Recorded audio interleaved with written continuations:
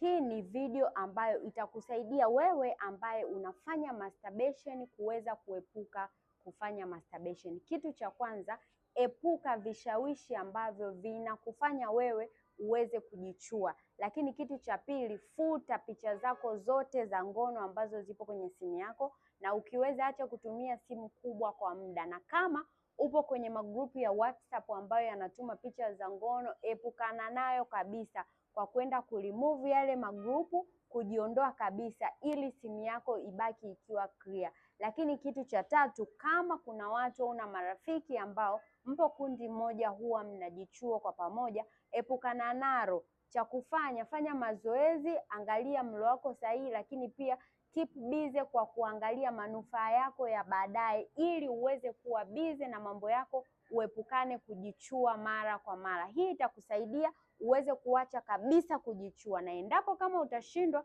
chukua namba yangu nipigie ili niweze kukupa program maalum ndani ya siku 30 uweze kuacha kujichua.